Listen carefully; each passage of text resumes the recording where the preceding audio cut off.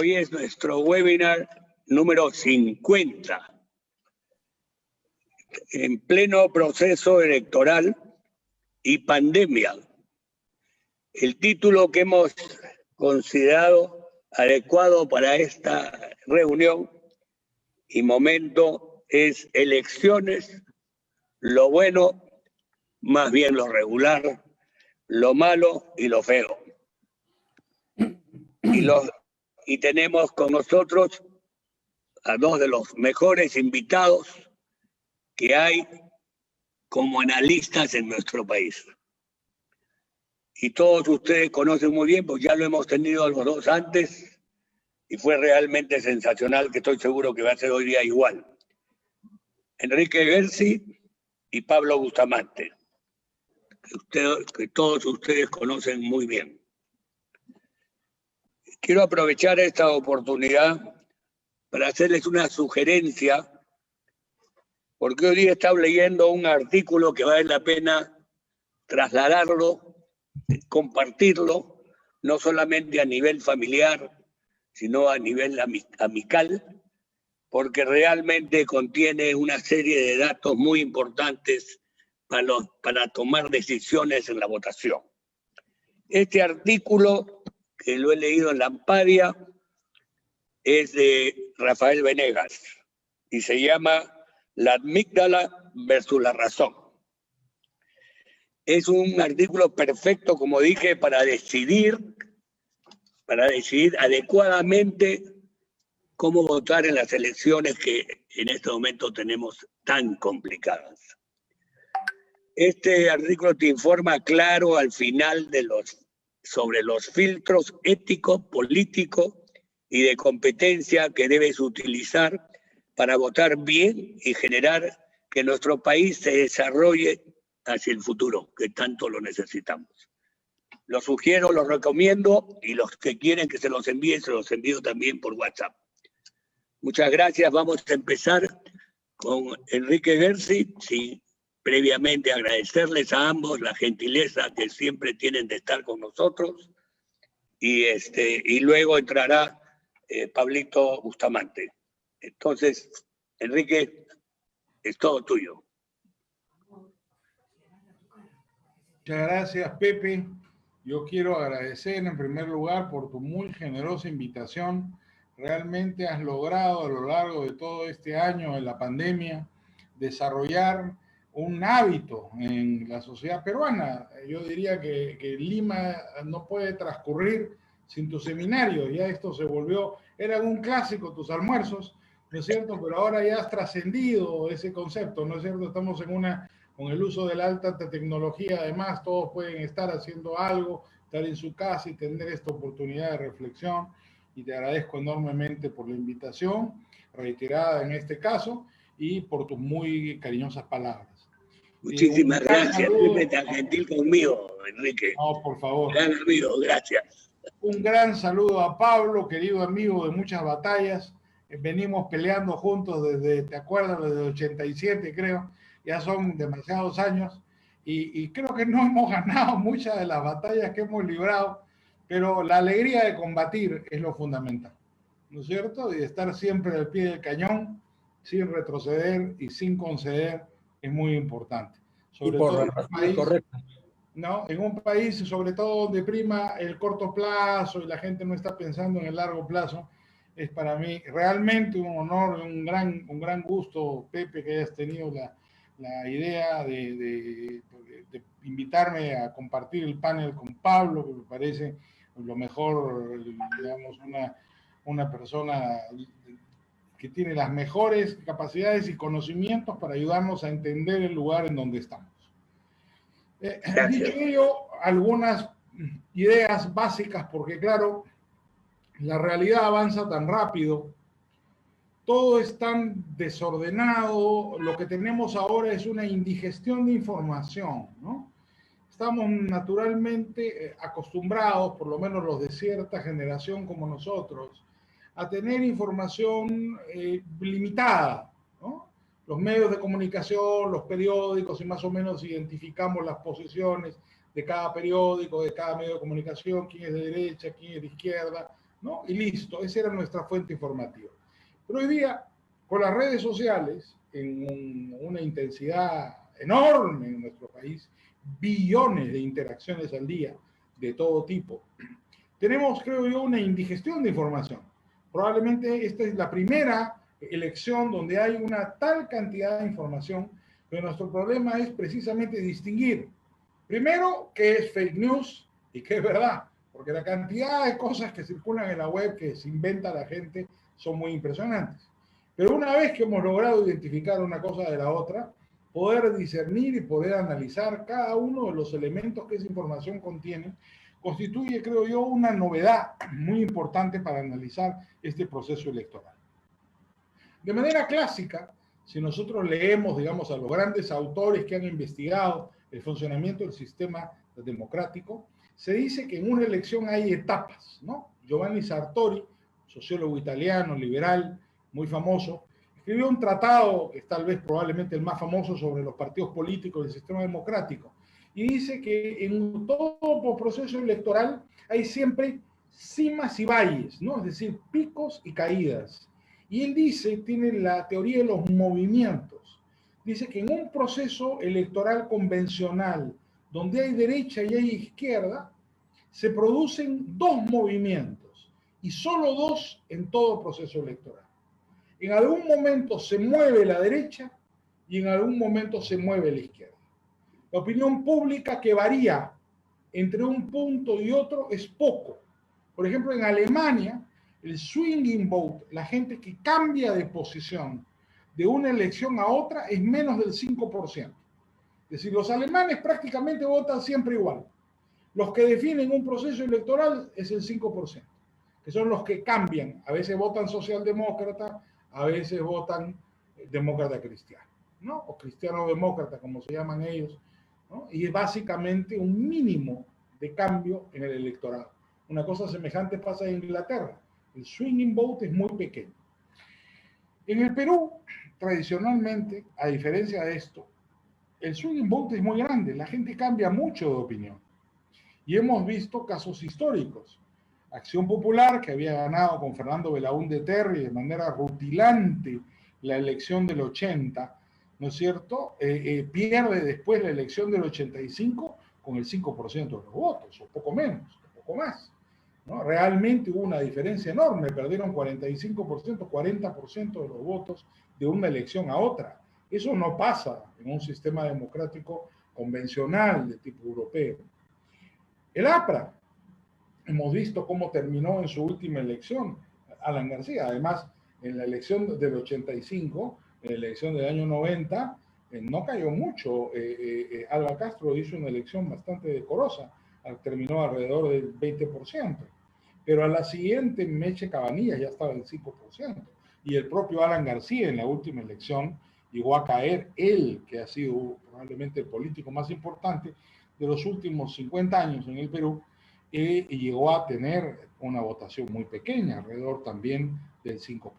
Entonces en el Perú se producen estos bandazos. Pero creo que la tesis de Sartori, en el sentido de que se producen movimientos, y solo dos movimientos, se pasa en el caso peruano.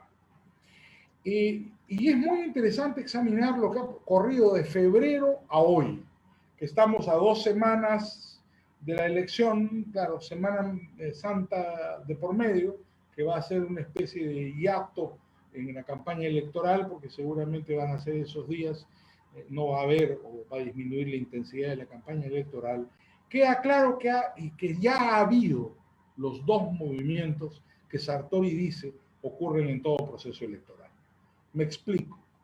Temprano en febrero, yo lo alerté en una conferencia el 3 de febrero, ya era claro que Lezcano le había quitado el sur a la izquierda y que de manera sorprendente, tal vez ha sido la gran sorpresa de esta elección, Acción Popular, no obstante los sucesos de noviembre que hacían pensar a muchos analistas que no iba a tener un resultado favorable, se convertía en protagonista de esta elección. Con un candidato como Lezcano, que es un candidato que tiene un discurso bastante de izquierda, Acción Popular tiene la maravilla, como decía Townsend, ¿no? Es una federación de independientes. Decía, en Acción Popular hay la maravilla que puede haber candidatos de derecha, de centro derecha, de centro izquierda y de izquierda. En este caso, una candidatura de izquierda, como la del Lescano, en algunas cosas con un lenguaje aún más izquierdista que Verónica Mendoza, logró, creo yo, no por razones ideológicas, sino por razones étnicas, plantear una campaña muy inteligente, sobre todo en febrero, que le permitió desplazar de la preferencia electoral a la izquierda, apelando a una simpatía básicamente étnica. La enorme presencia puneña en el sur del Perú, siendo el puneño, ¿no? Le dio una preferencia electoral inesperada. Y Lescano se ha convertido hasta este momento en el candidato más importante, ¿no? Hay encuestas de todo tipo, yo no les creo mucho, hay que examinar básicamente ahora Big Data para corroborar esa información, pero todo pareciera indicar que Lescano es ciertamente el que va adelante. ¿Ganará la elección? Difícil saberlo, lo podemos discutir, pero su protagonismo es innegable y eso supuso desplazar a Verónica Mendoza, que da la impresión además que ha comenzado a caer más por la aparición de candidaturas por la izquierda, como la de Pedro Castillo, que es Sute Conare, es decir, bastante cercano, digamos, o con alguna relación ideológica por lo menos con Sendero, ¿no? A tener una presencia importante por la izquierda, con lo cual Verónica Mendoza no solo perdió votos frente a Lescano, sino ha comenzado a perder votos con Castillo de manera significativa. Y el segundo movimiento se produce en la derecha, también en febrero, un poco después. El primer movimiento se produce las primeras semanas de febrero, tal vez última de enero, primera semana de febrero, y en la segunda semana de febrero se produce el movimiento en la derecha. Y aparece el otro candidato sorpresivo de esta elección, que es Rafael López Aliaga.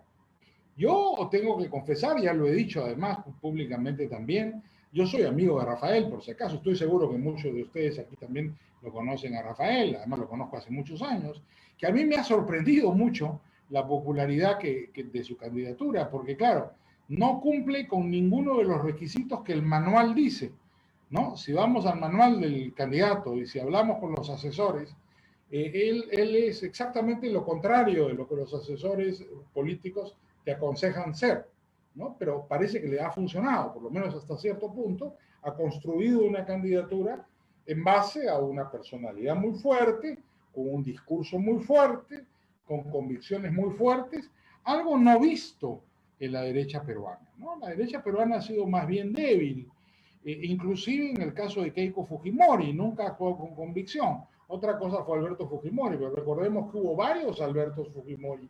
El del 90 no era de derecha, era de izquierda, y jugó a ser izquierdista hasta que juró el cargo, porque ahí hizo un gobierno de derecha, ¿no? Entonces, no ha habido este candidato.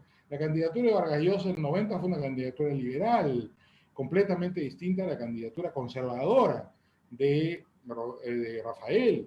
No hay un candidato conservador en la historia del Perú, tal vez hasta Prado tendríamos que retroceder, a Manuel Prado, que era conservador a su manera, ¿no? Pero yo no me atrevería a decir que hemos tenido nunca una candidatura de derecha conservadora, coherentemente conservadora, además, como es el caso de Rafael, lo cual es también muy llamativo.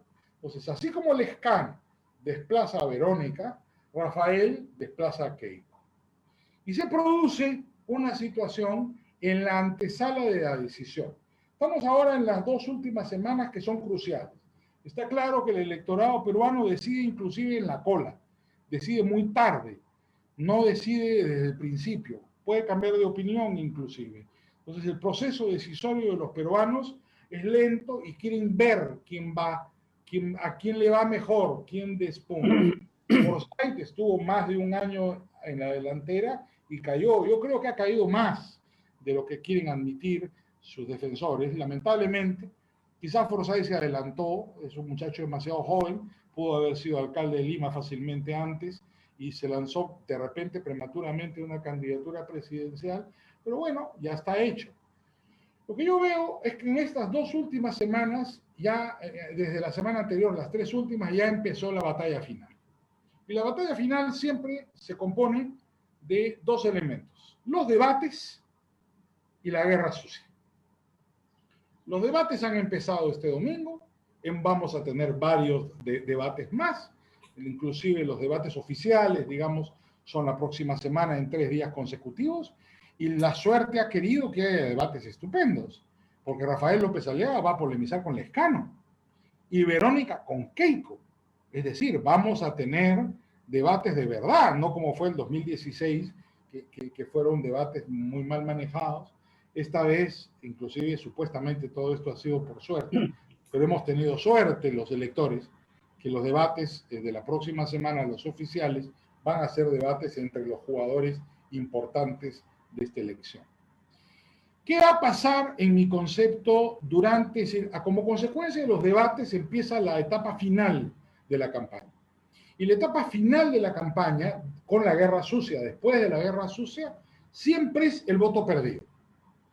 Como tenemos un sistema de doble vuelta electoral y no tenemos un sistema de una sola vuelta electoral, la última que hubo fue la elección de Belaunde, siempre el último tramo de la campaña electoral es el voto perdido. Entonces Lescano va a jugar al voto perdido con la izquierda, diciéndole: oye, ¿qué quieres? ¿Que entre quién? Tengo que entrar yo, porque yo ya voy primero. Votar por Verónica es perder el voto. Guzmán desapareció prácticamente del panorama electoral. Votar por los demás candidatos de izquierda es perder el voto. Voten por mí. Y Rafael López Aliaga, sospecho, creo que ese es el juego, va a hacer exactamente lo mismo. Además, eso está en el manual de todas las campañas políticas. El juego al voto perdido, ¿no? Lo que Rafael López Aliaga debe hacer en la próxima campaña, sin pretender ser el consejero de nadie, solo haciendo una descripción de lo que suele suceder en las campañas políticas, ¿no? Es empezar una campaña por el voto perdido. Es lo lógico. La derecha y la izquierda van a jugar a lo mismo. López Aliaga tiene que sostener que votar por Keiko, votar por De Soto, básicamente. Acuña es un personaje un poco distinto, no lo calificaría dentro de la derecha por ningún lado, pero digamos, en el caso claro de Keiko y de Hernando De Soto, López Aliaga tiene que jugar al voto perdido. Es lo que le queda. Decirle a los electores de Keiko: oye, ¿por qué votas por Keiko? Vota por mí. No, vota si quieres en el Congreso por Keiko, pero vota por mí, porque Keiko no va a llegar. Yo sí, ayúdame a llegar. Y lo mismo con los candidatos, con los electores de Hernando De Soto. Entonces, nos encontramos entrando a la etapa final de esta primera vuelta. La segunda vuelta es otra elección, ¿eh? Ahí se cambia la lógica completamente. Podemos hablar un poco de eso después. Pero nos encontramos frente a esta etapa final, ¿no? Que son debates, guerra sucia y voto perdido. Es lo que viene en estas 2 semanas. Y ya estamos, y los debates ya empezaron, estamos en plena guerra sucia. En las redes vemos cualquier cosa, le inventan a los candidatos, todos los días hay un escándalo o un escandalete, hay discusiones intensas de todo tipo, algunas válidas, algunas que no lo son, pero así es la política, siempre ha sido así. Y lo que viene, yo diría, a partir de la próxima semana es el voto perdido. Eso es lo último que se hace. Decir: oye, ya, bueno, no somos perfectos, no somos buenos, pero no pierdas tu voto, pues. Los 2 primeros van a jugar al voto perdido de los demás. Con ese gran fraccionamiento político que hay, obviamente los 2 primeros van a buscar concentrar el voto. Curiosamente se ha polarizado mucho el panorama electoral. El Lescano, sin ser de extrema izquierda, es un candidato básicamente de centro izquierda, y Rafael López Aliaga es básicamente un candidato de derecha conservadora. Esto va a producir una polarización. Entonces el voto perdido es la etapa final de esa campaña. ¿Qué pasará después? Bueno, ahí veremos quién pasa a segunda vuelta, si pasan estos 2 o si hay alguna sorpresa. Me parece difícil ya la sorpresa por las tendencias. No creo que haya mayor sorpresa. De repente se acercan las candidaturas o de repente suben un poquito, pero no creo que aparezca un dark horse, como dicen los americanos, no un caballo negro, la sorpresa que venga de atrás. Ya no hay tiempo.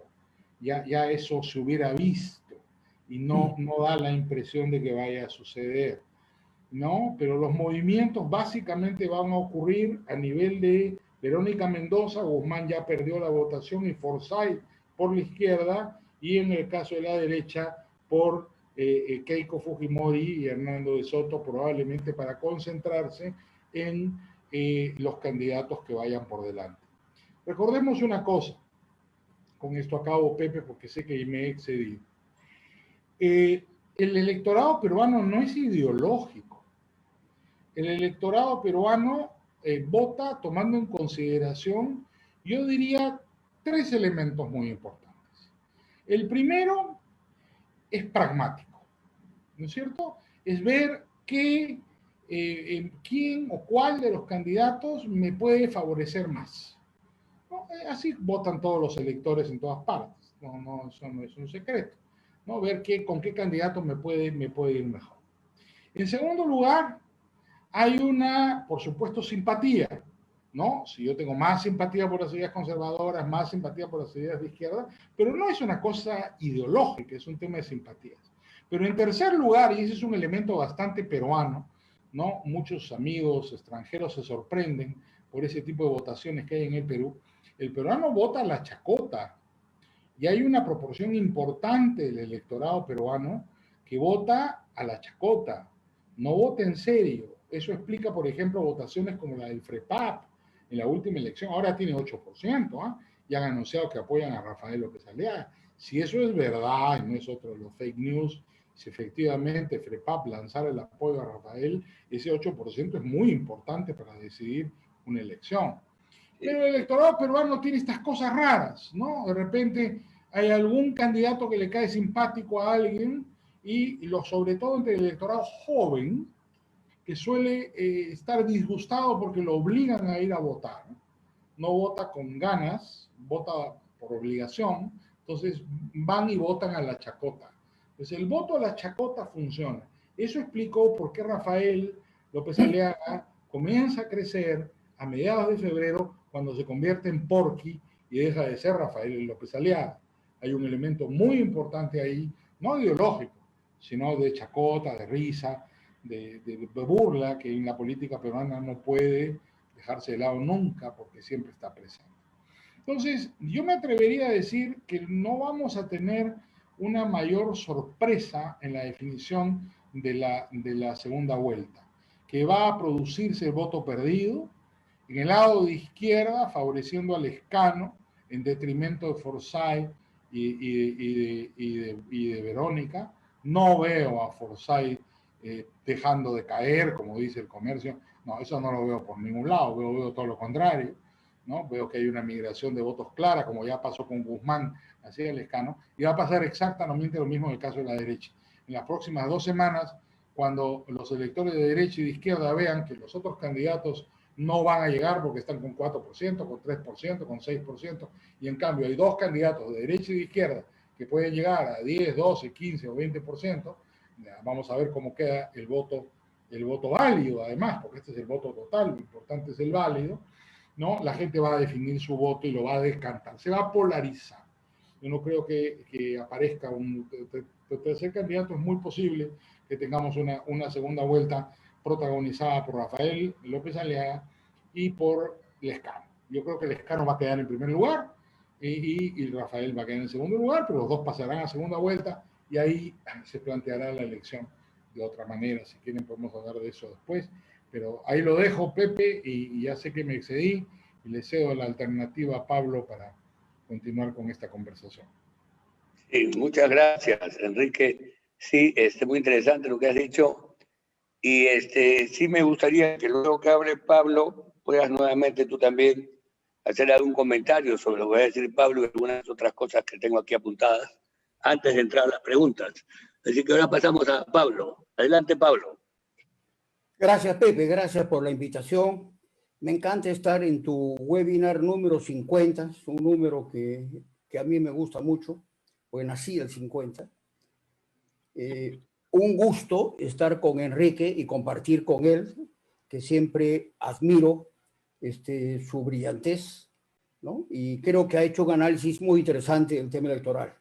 Yo me voy a ir un poco al costado para hablar sobre este espacio, este interregno, ¿no? entre la salida de Vizcarra y la elección, ¿no? Y creo que ha sido un momento, viene siendo un momento en que otra vez hemos perdido una gran oportunidad.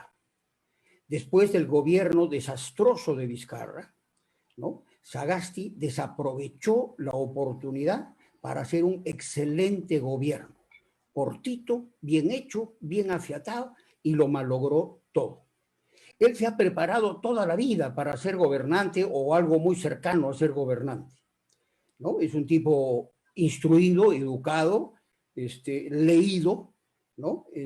Pero lamentablemente muy mal rodeado, empezando por el Partido Morado, empezando por los malos ministros que eligió. Él, cuando juró, ofreció hacer un gabinete de ancha base y no lo hizo, ¿no? Hizo un gabinete muy cerrado de gente muy parecida al perfil de los ministros de Vizcarra, ¿no? Y está demostrando claramente que no sabe tomar decisiones. Entonces su gobierno se parece mucho al de Vizcarra, ¿no? Los mismos personajes, el mismo equipo, las mismas ideas sobre qué hacer para controlar el virus, las cuarentenas y la forma de hacerlas y prohibir la circulación de los domingos, las mismas torpezas que ya se ha probado 100 veces que no funcionan, ¿no? Y ha hecho una compra desastrosa de la vacuna. Para empezar, desde que entra se demora un montón de tiempo en tomar decisiones y compra la peor vacuna. Y hoy día sí creo que ya no hay discusión. Después del artículo del Washington Post, ¿no? Sobre esta vacuna china, creo que no hay duda de que hemos comprado la peor vacuna, ¿no? Mientras tanto, la economía está al garete, ¿no? Este señor, que tenía que hacer un rol muy importante en estos meses, no ha aprovechado para educar a la población sobre las políticas públicas sensatas que pueden llevar al conjunto de los peruanos al bienestar, más allá de las ideologías, ¿no? Más allá de los partidos. Era la oportunidad para que alguien instruido, ¿no es cierto?, y con un mundo lamentablemente demasiado académico, ¿no?, pudiera educar y preparar a la población para un proceso electoral muy grande, que es el proceso electoral del Bicentenario, que tenía que ser producto de reflexiones, de ideas, de debates serios, y no como viene siendo una cosa que parece, no sé, pues, la pelea de las barras bravas antes de entrar al estadio o después del partido, ¿no? Mientras tanto, nuestros vecinos se compraron 13 millones de vacunas, ¿no? Han vacunado a 6 millones de chilenos y nosotros creo que a justas llegamos a 350,000. La verdad que lo que ha hecho Vizcarra, por supuesto, es un desastre, pero lo que ha hecho Sagasti es un papelón, porque tenía la oportunidad de hacer algo mucho mejor. A mí él nunca me gustó mucho en cuanto a sus ideas, porque es de estas personas que cree en la planificación tradicional, ¿no?, en gobernantes que tienen manos poderosas para tomar decisiones en los espacios de la sociedad civil y del mundo empresarial. En fin, esa era una diferencia de enfoque con él. Pero sí esperaba otra cosa. Y creo que peor no lo puede haber hecho. Y nos ha reventado, porque estamos entrando al proceso electoral más devaluados de lo que estábamos cuando se le Vizcarra. O sea, no estamos preparados para este proceso electoral, sino todo lo contrario. Lo que se ha sembrado es angustias, dudas, un Congreso desastroso que propaga decisiones y verbos absolutamente equivocados.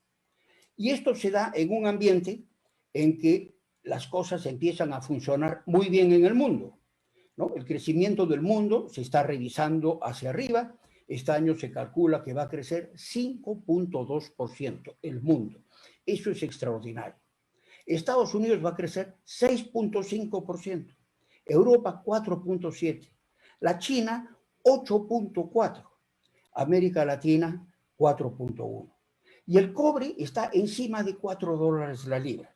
¿Y el Perú? ¿Qué le va a pasar al Perú? Pues se acaba de bajar el pronóstico de crecimiento del Banco Central de 11.5 para lograr un rebote de la caída del año anterior de 11.2 a 10.7, que considero que es muy optimista, porque en las condiciones de incertidumbre que estamos viviendo, políticas, con el Congreso, con las normas que hace que destruyen capacidad de crecimiento y debilitan la posición fiscal del Estado, ¿no? Más la angustia, creo que las inversiones no van a ir al ritmo adecuado y creo que el crecimiento va a ser menor que 10.7. Un dígito, no pasamos de un dígito de ninguna manera, ¿no? Por otro lado, el empleo ha caído muy fuerte, ¿no? La planilla electrónica del sector formal muestra una caída de 6.3%, ¿no? Y el empleo total 3.2% a nivel nacional, incluyendo el sector informal. Entonces, ese es el elemento más débil de la economía hoy día. No hemos podido recuperar el empleo. Pero el verbo de los congresistas hoy día y del gobierno y el verbo de los candidatos sigue siendo el mismo de antes, de 60, 70, 80. No se entiende que la recuperación de la economía y del empleo viene por el sector privado, ¿no? Se sigue machacando al sector privado, se lo sigue ninguneando, ¿no? En lugar de estar fomentando la inversión privada para salir a crecer y recuperar el sitial que necesitamos para entrar al siguiente centenario.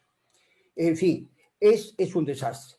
Sagasti, por supuesto, ha devaluado la opinión que los peruanos tenemos sobre los intelectuales, los teóricos, ¿no es cierto? Ha destrozado al país, al Partido Morado. En ese sentido, creo que nuestra población lee muy bien cómo son las cosas.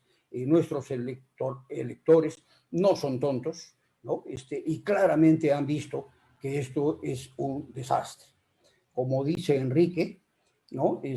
Lamentablemente vamos a estar otra vez entre el voto perdido y el menos malo, ¿no?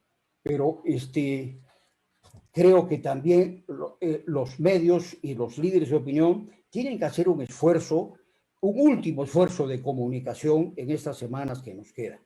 Si uno analiza el posicionamiento del Lescano, es absolutamente increíble. Él es un personaje, ¿no? Que es izquierdista de verdad, no es centroizquierda, es izquierdista, es nacionalista, es proteccionista, ¿no? Sus ideas son todas equivocadas. Con él no hay ni una posibilidad que el Perú se recupere, ni una sola posibilidad. Nos vamos a unir en una mazamorra limeña que va a destruir nuestro potencial de crecimiento. Sin embargo, en las encuestas que se están publicando, si se le pregunta a la gente quién puede recuperar mejor el empleo, Lescano. ¿Quién puede traer más inversión? Lescano. ¿Quién puede mejorar la educación? Lescano. Entonces, creo que acá se ha producido una trampa por esta angustia con la que entramos a las elecciones, por esta pérdida de visión y de ritmo y de enfoque del gobierno interino de Sagasti. Después del desastre de estos 5 años con PPK, Vizcarra y Sagasti, ¿no? Los peruanos entramos a la elección muy confundidos y no sabemos distinguir las cosas. Si en verdad se hace un análisis un poco más serio, tú tienes que concluir que quién va a hacer lo peor en crecimiento económico, Lescano. ¿Quién lo va a hacer muy mal en educación? Lescano. ¿Quién lo va a hacer muy mal atrayendo inversiones? Lescano. Incluso nos va a causar problemas internacionales, ¿no? Entonces, estamos perdiendo, como dije al principio, una oportunidad muy importante para que el Perú pueda, ¿no?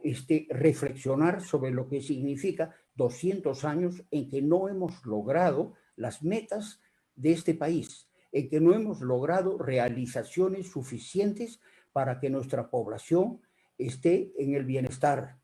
No hemos logrado avances de ideas para que los peruanos sepan qué es lo que tenemos que hacer. Nos hemos otra vez aislado del mundo y estamos juzgando nuestra política en la parroquia peruana, ¿no? Sin tomar en cuenta las experiencias de otros países, devaluando, ¿no?, nuestra integración al mundo global en términos de inversiones, en términos de exportaciones, en fin, en términos de movilidad de los peruanos, de ida y de vuelta, en términos de capacitación, ¿no? En un momento que estamos en plena revolución tecnológica, nosotros estamos regresionando por nuestros líderes, los que hablan, los que dictaminan normas en el Congreso, los que están en el gobierno, la gran mayoría de los candidatos y, por supuesto, los otros líderes que no hablan, que no participan, que callan, que duelen en soledad, se duelen en soledad, ¿no? Esa es una trampa que hay que romper. Nos quedan 2 semanas, creo que tenemos que hablar claro, ¿no? Creo que no podemos entrar con este tono, con esta sensación tan negativa, ¿no? A la elección del Bicentenario, por Dios, tenemos que reaccionar, nunca es tarde. Y yo sí creo que pueden haber algunos movimientos si realmente nos abocamos a hacer algún tipo de participación. Ahora, como decía Enrique, es evidente pues que en el Perú los electores van de un lado a otro, ¿no? Por 1000 razones, porque no tenemos partidos políticos. Creo que es indispensable pensar en una verdadera reforma. Yo propuse hace muchos años, cuando salíamos de la crisis, digamos, política de los 90, que lo que teníamos que hacer era lo que hizo Alemania después de la guerra.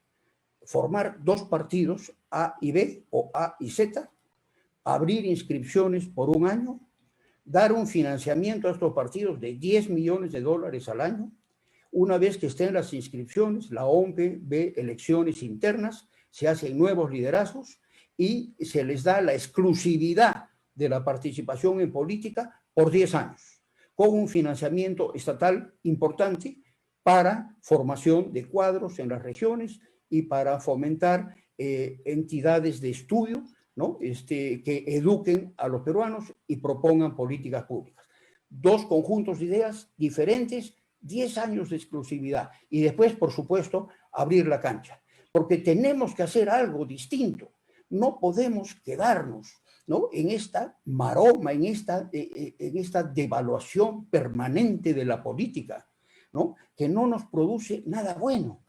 Estos últimos 10 años han sido un desastre. Empezó con Humala, por supuesto, anti-inversión privada. Siguió con PPK, que el primer día después de la primera vuelta dijo que iba a visitar a Santos en la cárcel. O sea, un gringo absolutamente idiotizado, ¿no? Y rodeado de gente que era incapaz de decirle que estaba equivocado.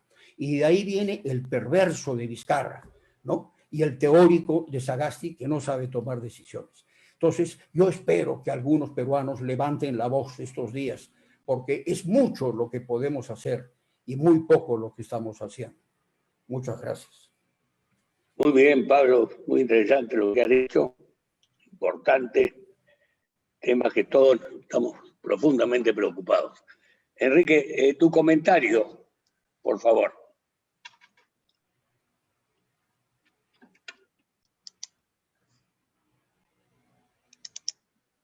No tienes No tiene audio. Ítalo. Le estoy dando audio, pero tiene que aceptarlo, Enrique. ¿Tiene qué? Aceptarlo, Enrique. Tienes que marcar tu audio. Conecta tu audio, ya está. Ya está. Ya estamos. Ya, ahora sí. Listo.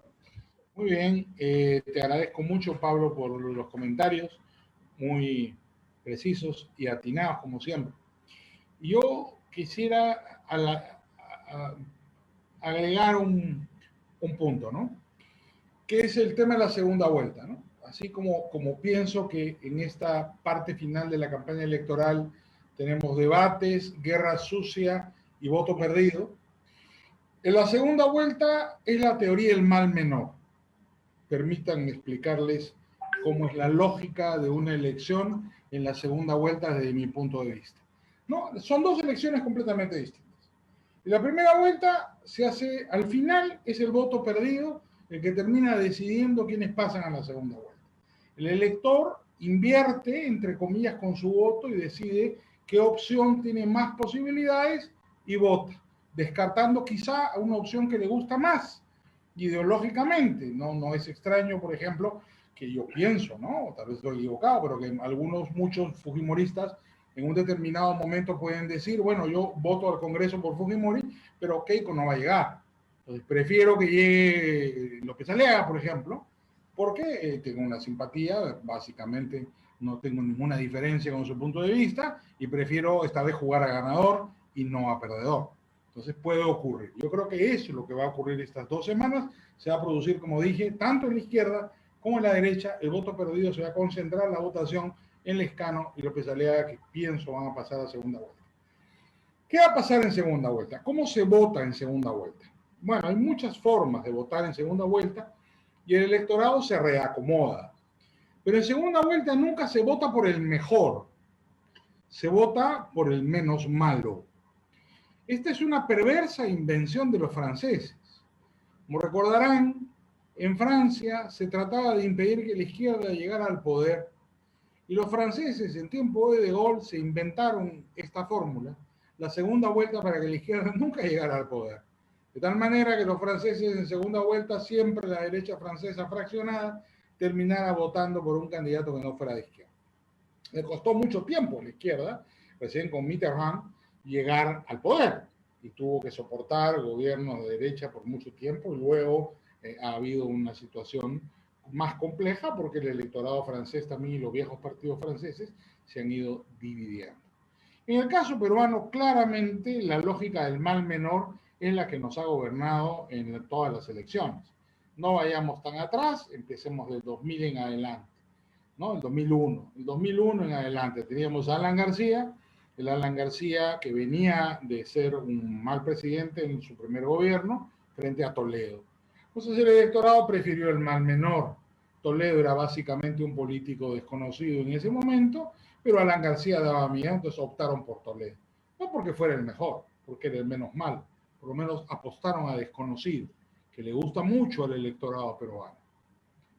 La siguiente elección, la del 2011, ¿no? Ahí gana Alan García, porque el otro era Ollanta Humala, pero Ollanta Humala de esa época, llamémoslo entre comillas Ollanta Humala el malo, ¿no? Ollanta Humala que era de izquierdista y chavista y tenía un discurso muy fuerte, ¿no? Naturalmente, Alan García, que había mucha gente con temor, inclusive de su primer gobierno, Alan García hizo un mea culpa, efectivamente en su gobierno cambió, ¿no? Y fue diferente a su primer gobierno, cumplió su palabra por lo menos, y ganó porque era el mal menor. Mucha gente decidió votar por Alan García y no por Ollanta Humala. No todos, pero digamos, la lógica fue la del voto del mal menor. La siguiente elección, la del 2016, la del 2000, la del 2000 fue 2006, 2011, la del 2011. ¿Qué es? Ollanta con Keiko, claro, es otro Ollanta. Ollanta cambia su discurso, es la famosa hoja de ruta, ¿no es cierto? Ollanta se tira a la derecha para ganar la elección, consigue inclusive el apoyo de Vargas Llosa y logra derrotar a Keiko Fujimori en una coalición antifujimorista.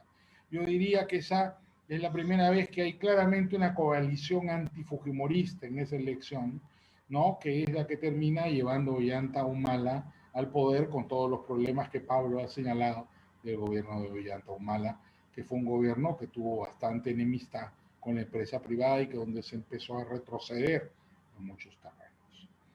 Y luego la elección del 2016, que fue un terrible empate. Hoy día, todos los desequilibrios y los problemas políticos que hemos vivido en los últimos años es consecuencia de que la elección del 2016 fue un empate. Pero Pablo ganó por muy poco. Creo que 40.000 votos, Pablo, si mal no recuerdo. Eso en un país de 30 millones de habitantes no es absolutamente nada. Ganó realmente por un suspiro. Y ganó también por la doctrina del mal menor. Nunca me voy a olvidar haber visto a Manuel Dahmer caminando en una manifestación por las calles de Lima, marchando en una manifestación, con el puño en alto gritando sube, sube PPK. Manuel Dahmer, que había dedicado toda su vida política a atacar a Pedro Pablo Kuczynski, hasta había escrito un libro en contra de Pedro Pablo Kuczynski. La izquierda prefirió votar por Kuczynski por la doctrina del mal menor.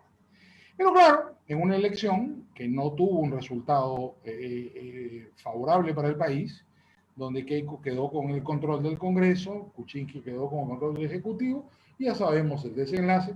Finalmente una persona oportunista como Vizcarra logró, utilizando a los fujimoristas primero y luego librándose de ellos al disolver el Congreso, hacerse del poder hasta que terminó él también mal. ¿Qué va a pasar ahora en esta elección? Yo creo que exactamente lo mismo. El electorado en la segunda vuelta va a votar por el mal menor. Entonces ya depende de la habilidad, y esto lo digo con convicción, depende de la habilidad personal de los candidatos y por supuesto de su esquina, el que tenga mejor equipo de asesores, mejor esquina, para saber manejarse en la segunda vuelta y ponerse en el mal menor.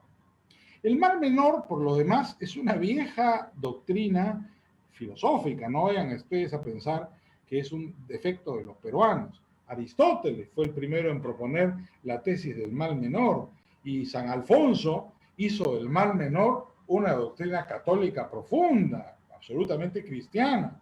Frente al pecado es admisible inclusive pecar si es para evitar un mal mayor. Así que la doctrina del mal menor es una doctrina profundamente difundida en la moralidad católica, y este es un país profundamente cristiano y con mayoría católica, ¿no? De manera que votar por el mal menor, pecar para evitar un mal mayor, es algo visto moralmente como una conducta irreprochable. Entonces yo creo que el electorado peruano está acostumbrado a votar así. ¿Quién va a ser el mal menor en la segunda vuelta? Bueno, difícil de decirlo porque depende de la habilidad del candidato. Lescano, ya lo conocemos, coincido con el diagnóstico de Pablo, pero quiero añadir una cosa. Es un veterano político, es muy listo, capacidad retórica tiene, y él no tiene ningún problema en decir lo que sea necesario, porque es un político veterano, muy hábil, con capacidad retórica, y si tiene que correrse a la derecha, se va a correr, ¿eh? Y si tiene que correrse a la izquierda, se va a correr. Ya dependerá de cómo plantee Lescano su personaje para la segunda vuelta. Yo no creo que Lescano corra a la izquierda, no lo necesita. Lescano ya tiene, en cualquier supuesto, si pasa a la segunda vuelta, los votos de la izquierda. Si es que es López Aliaga, su rival. Entonces no necesita correr a la izquierda, él se va a correr a la derecha para tranquilizar a ciertos sectores del electorado, una derecha liberal que podría sentirse incómoda votando por López Aliaga, ¿no es cierto? Y simpatizar con una candidatura más indefinida. El Lescano, no demos por supuesto que en la segunda vuelta va a tener un discurso izquierdista. Yo creo que va a renunciar al discurso izquierdista porque ya tiene esos votos. López Aliaga es el que tiene que desarrollar más su talento, que lo tiene, pero tiene que desarrollar más su talento para explicarle al país que él es el mal menor. Que Lescano, como dijo muy bien Pablo, es intervencionista, es estatista, ¿no es cierto? Cree en la socialización de la economía peruana, cree en las empresas públicas, recetas que todos sabemos no tienen ninguna opción y están llevadas al fracaso. Pero claro, sorprende, por ejemplo, en esta última encuesta que ha salido hoy día, creo que es la de IDICE, ¿no? Y la de ayer, la de Datum, ver al Lescano tan alto en el sector A. Uno se pregunta, ¿no es cierto?, ¿por qué Lescano está tan alto en el sector A? ¿Cómo es posible que Lescano esté tan alto en el sector A? Bueno, son los misterios de la política peruana. Yo creo que hay un factor, ¿eh? La Lampa es una marca maravillosa, ¿eh? Y la gente, mucha gente, sobre todo la izquierda, los morados, pensaron que mataban a la Lampa en noviembre y creían que el efecto Merino sepultaba cualquier alternativa de acción popular. Qué equivocados estaban. La Lampa es como un Ford, tremenda marca, y eso ha ayudado mucho a Lescano, ¿eh? Que ha sabido usar la Lampa en su candidatura. Cuando López Aliaga se transforma en Porky, se conecta con el pueblo. Entonces él tiene ahí una oportunidad que surgió del cariño popular, ¿eh? Simplemente, eso no ha sido diseñado por nadie. Alguien le gritó Porky en un mercado, a él le gustó el chiste y funcionó el chiste. Y eso explica su crecimiento. Por eso les digo, el efecto lúdico en las elecciones peruanas es inequívoco. ¿Podrá López Aliaga convencer al electorado que él es el mal menor? Bueno, eso depende en primer lugar de él. En segundo lugar, yo creo que tiene alternativas y opciones para hacerlo. ¿Por qué? Porque el discurso lescanista, por lo menos el convencional, Es un discurso que no tiene, puede tener respuestas a las preguntas, pero superficiales y deleznables. Y un discurso articulado, mesurado, en segunda vuelta cambian los tonos. Yo creo que es el aconsejable para enfrentar una circunstancia como lo que va a haber en el proceso electoral. Va a ser una elección compleja. Veremos quién será el gran elector. Vamos a ver cómo queda la derecha y cómo queda la izquierda. Fíjense que ha desaparecido el Partido Morado. ¿Eh? Eso es muy impresionante.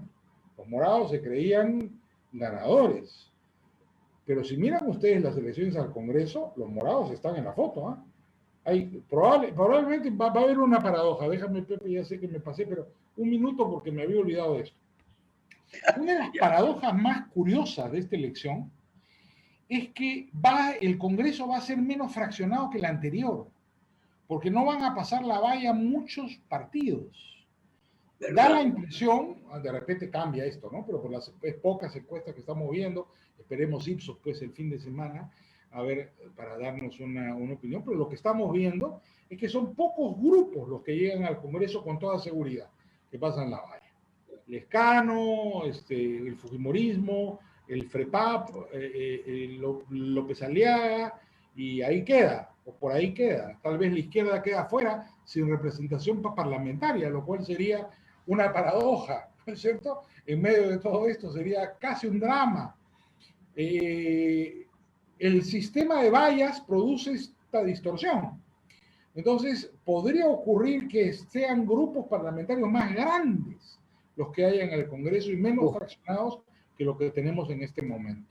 Y eso puede ser también una gran sorpresa, porque el Congreso en el Perú se elige en primera vuelta, no se elige en segunda. Entonces ya el 11 vamos a tener un Congreso elegido y quien gane la presidencia va a tener que gobernar con ese Congreso.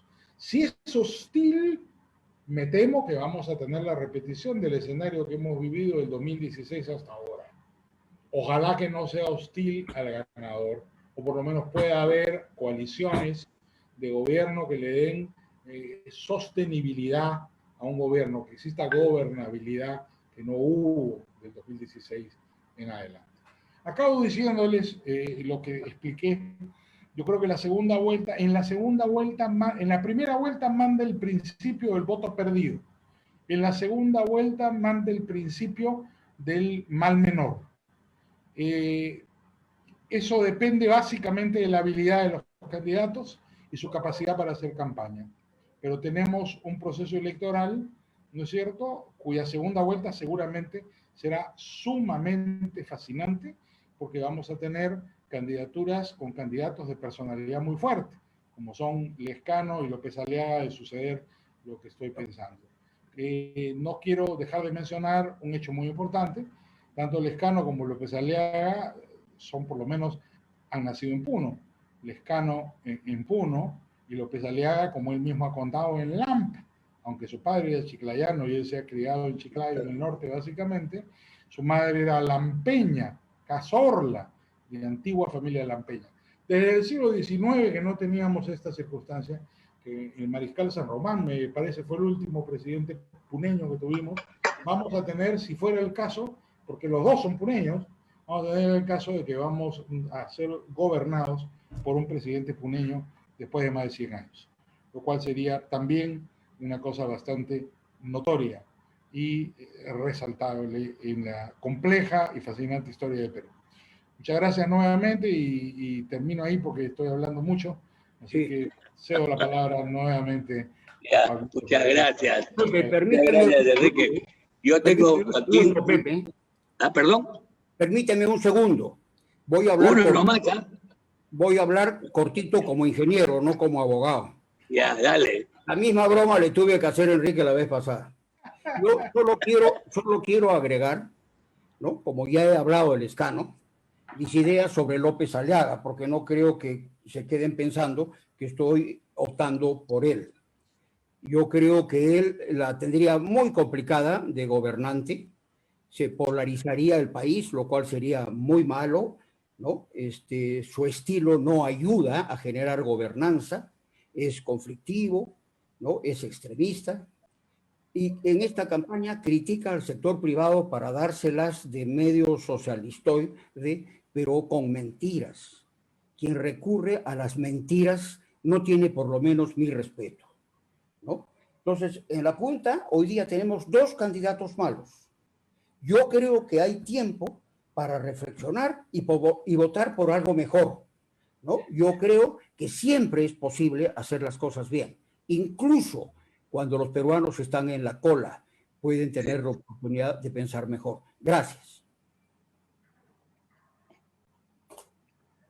Listo.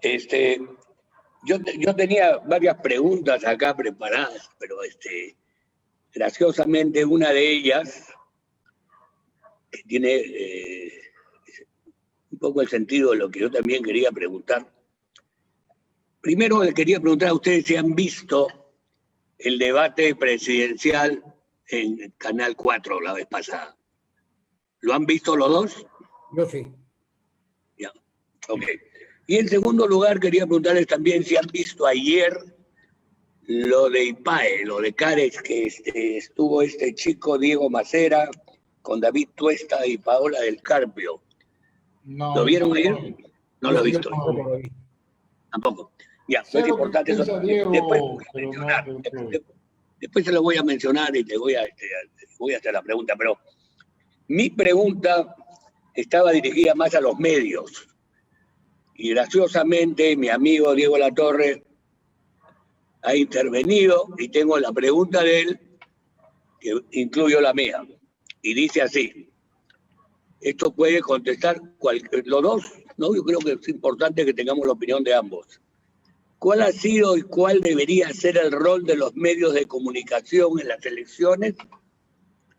¿Cómo hacer para superar el analfabetismo económico de los periodistas y los intelectuales, así como el casi monopolio neomarxista caviar en el mundo cultural y académico, tan nefastos para el Perú?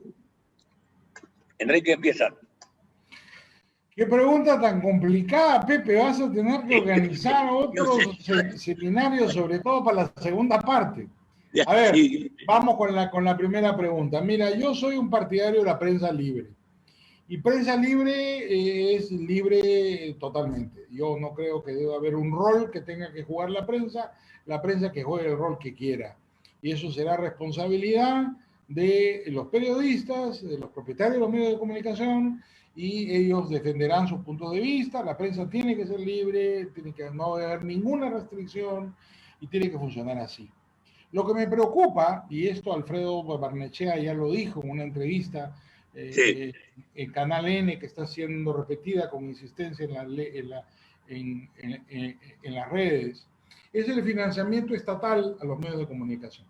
Fue un tema que manejó muy mal el Congreso, la llamada Ley Mulder, que fue declarada inconstitucional por el Tribunal Constitucional con razón. Debió haberse legislado de otra manera, porque si los medios de comunicación van a depender básicamente de financiamiento estatal, ahí tenemos un problema porque ese dinero es de todos. Entonces, yo no sé por qué la publicidad se sigue asignando en el Perú, la publicidad a los medios, se sigue asignando en el Perú, utilizando un decreto del tiempo de Fujimori, me acuerdo de un decreto que sacó Pandolfi, por el cual se asigna prácticamente a dedo a través de las centrales de medios. Yo no veo ninguna razón por la cual debamos exonerar a los medios de comunicación de la contratación pública.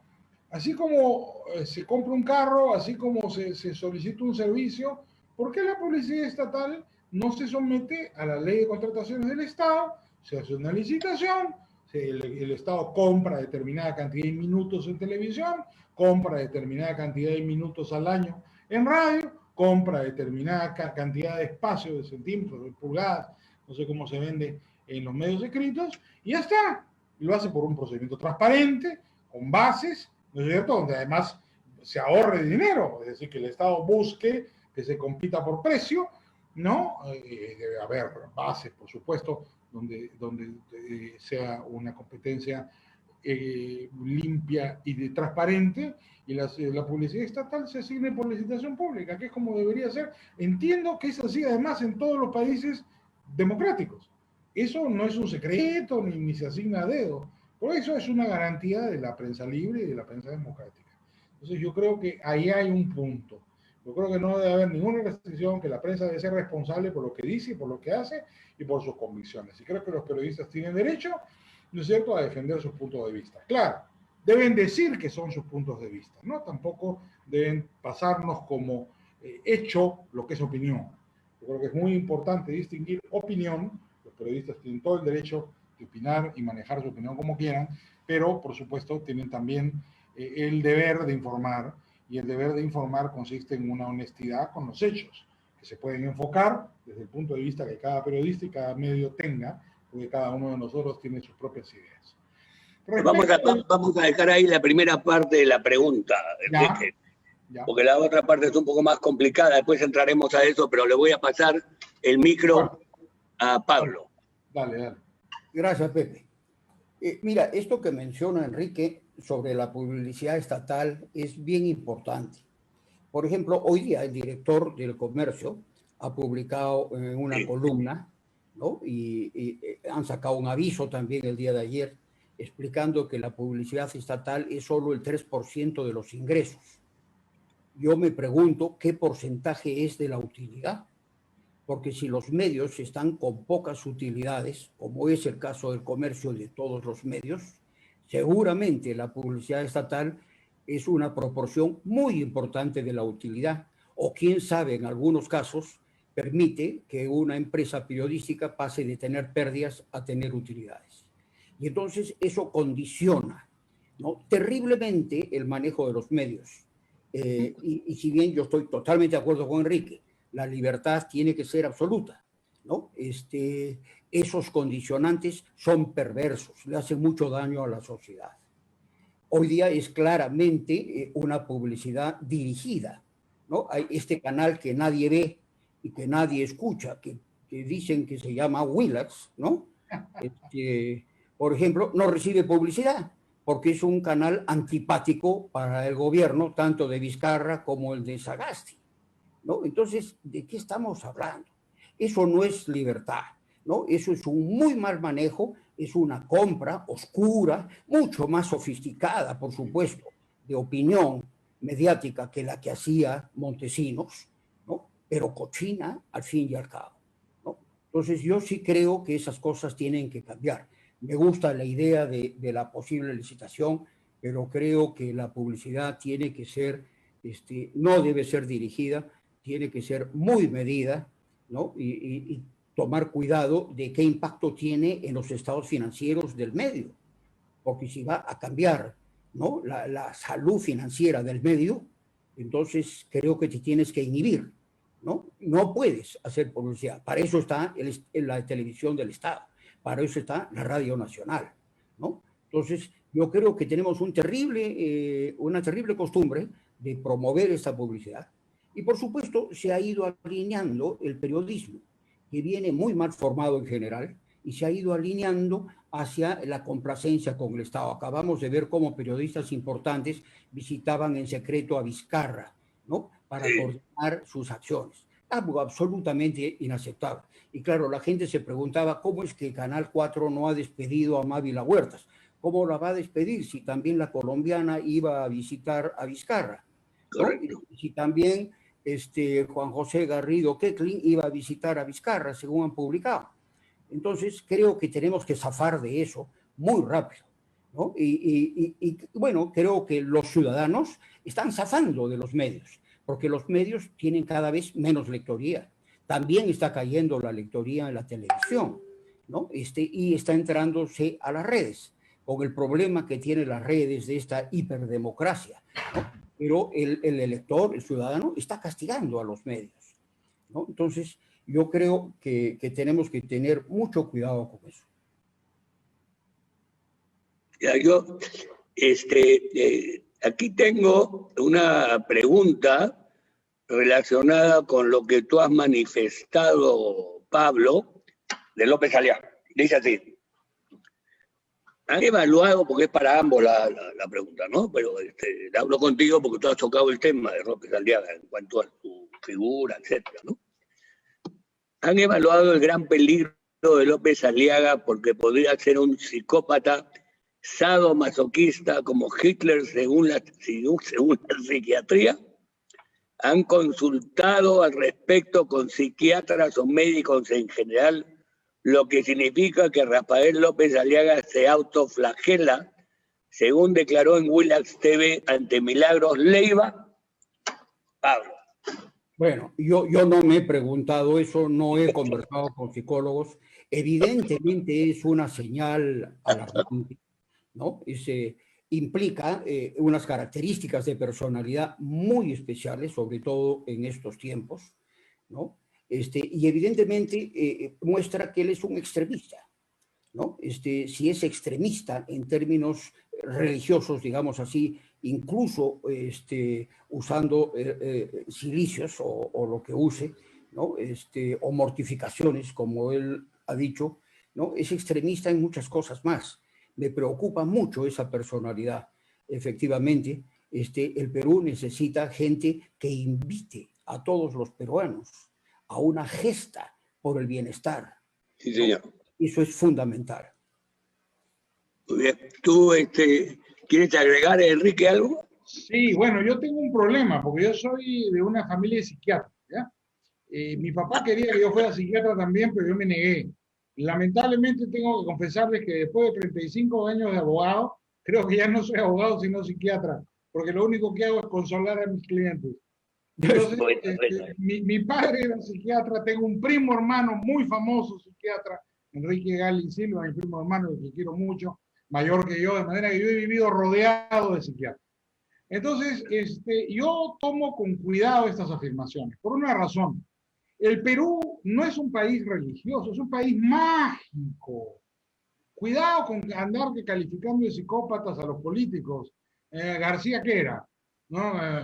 Toledo, por Dios. Es decir, si comenzamos a hacer una clasificación de los políticos que hemos tenido en el Perú, ni de pocos se salvan, ¿eh? Don Fernando Belaúnde es otra cosa, pero digamos, por ahí yo no me atrevería. De verdad, no me atrevería a andar haciendo diagnósticos. Además, no estoy calificado para hacerlo. Pero son relevantes. La política no tiene nada que ver con los diagnósticos de los candidatos. Oye, anda pues a la peregrinación del Cruz de Motupe, la gente va de rodillas, sangrando. Al señor de Coyogüiri va sangrando por la calle. Cierto. Claro, el Perú está lleno de fanáticos. Si votan los peruanos, van a votar por una identificación con ellos. Yo no soy un hombre religioso. No lo he sido nunca. Pese a que me educaron los jesuitas, o tal vez porque me educaron los jesuitas. ¿No? Entonces, pero tengo un gran respeto por la religiosidad. Y no me atrevo a invalidar a una persona que practica su religión de una manera con convicción, porque el pueblo peruano está lleno de convicción. El Señor de los Milagros es una cosa gigantesca. Yo creo que López Aliaga al revés. Ha tenido una gran inteligencia. Yo creo que él ya la vio con el movimiento Con Mis Hijos No Te Metas, con el que tuvo alguna participación. Que la alianza católica conservadora evangélica en el Perú era dinamita.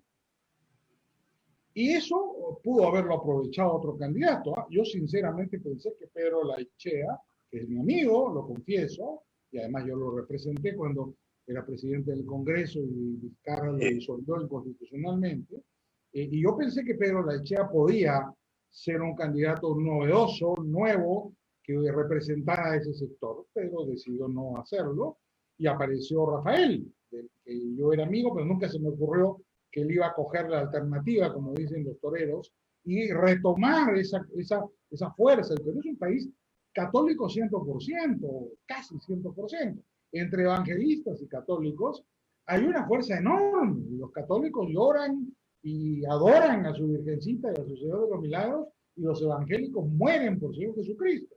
De manera que invocar esos nombres no es invocar una enfermedad mental, es invocar la convicción más profunda del pueblo peruano. Entonces, si vamos a creer que descalificando a un candidato con esos argumentos va a perder la elección, nos equivocamos, la va a ganar. El peor error de la izquierda fue esa caricatura que sacaron, monstruosa, de la Virgen María en la República. López Aliaga subió esa semana hasta Cabrejos, que es un obispo de izquierda, ¿no es cierto?, que es un cura rojo, no le quedó más remedio que como presidente de la conferencia episcopal dirigirle una carta de protesta a Momen. ¿En qué cabeza se le metía solo a la izquierda? Pues que se volvió loca, no sabían qué hacer con López Aliaga, se le ocurrió atacar a la Virgen María. Eso es una locura. El Perú como México son capaces de ir a la muerte por nuestro Señor Jesucristo. En México ya pasó con los cristeros. Fue una guerra terrible que los revolucionarios mexicanos no pudieron ganar. Tuvieron que pactar. Y el pacto fue el PAN. El PRI gobernó con el PAN 50 años, hasta que le tuvo que ceder el poder al PAN. Ese fue el pacto para que acabara la guerra de los cristeros. Si la izquierda va a atacar a López Aliaga por sus características religiosas, que no comparto, ¿no es cierto? Se equivocaron, ¿eh? Por ahí no es la cosa. Lo hace el presidente de López Aliaga. Te quiero interrumpir. La religiosa, Pepe, no funciona. Tiene que ser una crítica distinta, ¿no? Tiene que ser una crítica a sus características personales, una crítica diferente.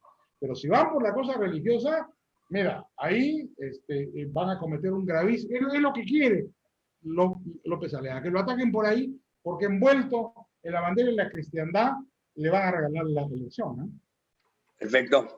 Lo que quiero regresar a este tema del debate presidencial que se realizó en Canal 4. Aquí además hay una pregunta adicional que también quiero que me la contesten una vez que me contesten lo primero. La pregunta adicional dice, ¿qué opinan del plan de gobierno de Hernando de Soto? Eso vamos a dejarlo para la segunda parte, si me permiten. Y yo quiero hablar del debate presidencial y la sorpresa que tengo del debate presidencial es que quien ganó la encuesta que hecha por Canal 4 fue Verónica.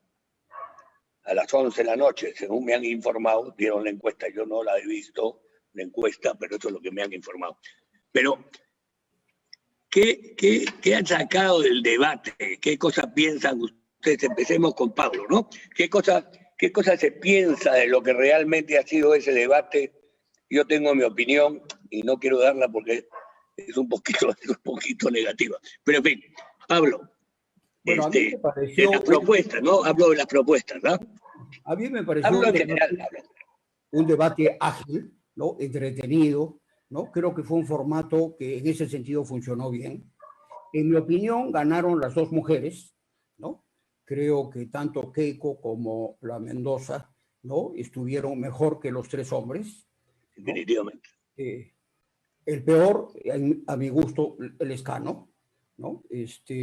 Con sus ideas jaladas de los pelos, ¿no? Pero las dos mujeres representando muy bien sus planteamientos, ¿no? Keiko en lo suyo, con sus ideas, digamos, de cierta firmeza, ¿no? De promover un Estado serio, inteligente, promotor, ¿no? Y Verónica, ¿no?, recalcando sus ideas sobre los cambios drásticos que cree que hay que hacer para mejor, pero que serían para peor. Pero los comunicó bien, se vistió bien, ¿no? Y creo que ha aprendido a manejarse en estos escenarios bastante bien, ¿no? Ellas dos, por ahora, están en la segunda liga, ¿no? Por ahora, porque yo sí creo que todavía hay tiempo para que el electorado termine de evaluar esta elección en función de los 100 años que vienen por delante, ¿no? Es demasiado importante el momento. Yo no tengo otro tema. Sobre el tema, por supuesto, de propuestas, salían cosas aisladas, algunas medias locas, ¿no? Y los hombres decepcionaron, a mi modo de ver, los tres no estuvieron en su mejor momento. ¿Bien? Enrique. Bueno, mira, yo creo que no hay que verlo en términos absolutos, sino en términos relativos. ¿Quién gana más? ¿No? Y quién gana menos. Yo no comparto la observación de Pablo. Yo creo que, por ejemplo, Keiko no ganó un voto, ni uno. Los votos que tenía a la entrada son los votos que tenía a la salida. De otro lado, creo que Verónica perdió para la izquierda, porque atacó a Yehude Simón, que inmediatamente le quitó el apoyo, y ha permitido que la flanqueen por la izquierda. Ella, además, cultiva un estilo curioso, es monotonal, ¿no es cierto? Habla como si fuera un sintetizador de voz, no hay inflexiones. Estaba además vestida de manera equivocada, tenía unos lentes y con esa trenza, media trenza de costado y el saco verde. Yo creo que alguien le dijo por chat que en las redes la estaban comparando con Betty la Fea, que es un personaje de una telenovela muy famosa, porque se viralizó una foto donde colocaban a Vero al lado de Betty la Fea y Vero se sacó los lentes. Y la mitad del debate es con lentes y la otra mitad es sin lentes. Es porque alguien le avisó que había miles de chats con ella ridiculizándola. Por eso, bueno, así es la política, ¿no es cierto? Yo creo que se equivocó. Y este personaje monotonal que ella tiene en televisión no funciona. Yo creo que Vero perdió votos de la izquierda y no trajo ningún voto de fuera de la izquierda. ¿Por qué? Porque hubo una pregunta. Federico Salazar, el debate fue efectivamente, coincido con Pablo, muy divertido, mucho más ágil que otros debates. Federico Salazar le tira una pregunta, porque Vero había sido en su primera intervención muy suave, pero Federico le tira una pregunta con trampa, ¿no? Que era la pregunta sobre cuál sería su plan económico, y le preguntaron a Vero, pero te contestó Maduro. Entonces se mandó como una loca a hablar de todo el plan Chamba, las estatizaciones, y le han demostrado después que el plan Chamba es el plan que tiene el gobierno de Maduro. Es decir, para mí Vero perdió. Forsyth ganó. Porque la crítica con Forsyth era que era un futbolista y que el chico no articulaba. Y lo prepararon muy bien. Yo creo que Jorge Nieto estaba atrás de eso. Muy buena esquina. Muy bien preparado para el debate. Hasta que le comenzaron a hacer las preguntas ping-pong para los que no lo habían preparado, y fue el Forsyth que conocemos. Regresó a ser el arquero y no el candidato presidencial. De manera que yo creo que Forsyth, si bien estuvo muy bien en el debate, mucho mejor de lo esperado, al final quedó en evidencia que Forsyth sigue siendo Forsyth. Lescano, coincido con Pablo, ¿no? Desnudó en medio de su retórica, porque él tiene un tono muy presidencial, ¿no? Por el tono, fue el único que habló como presidente, ¿no?